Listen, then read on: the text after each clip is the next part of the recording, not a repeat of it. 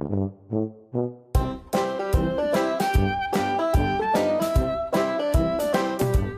kan få rigtig meget forskelligt, men vi har ligesom prøvet at vælge vores snacks ud fra, at der skal være ret god tykkeværdi i det.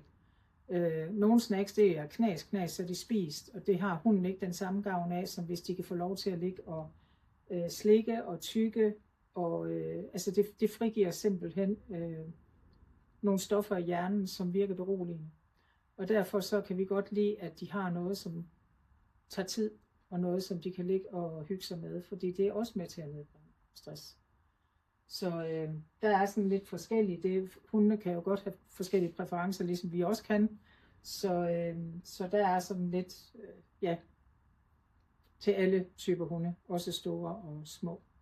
Og derudover så laver vi faktisk også nogle konger her. Dem har jeg altid. Det er jo bare sådan en legetøjskonge med et hul i bunden. Og dem fylder vi op med opblødt tørfoder, som vi rører sammen med lidt leverpostej, lidt dåsemad, paté, og så fryser vi dem.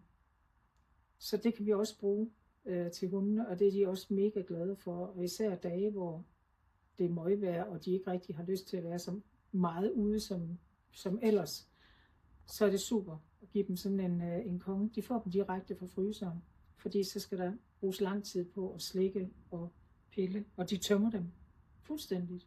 Det kan jo også være en rigtig god idé at gøre derhjemme, fordi der får hunden den samme følelse, når den slikker, og den ligger og skal pille og gnave, så frigiver det stoffer i hjernen. Så det kan man sagtens bruge derhjemme også.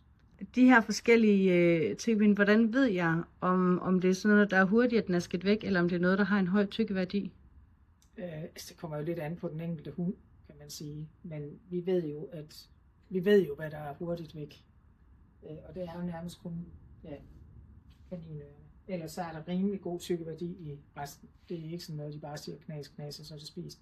Det er i hvert fald de færreste hunde, der kan det.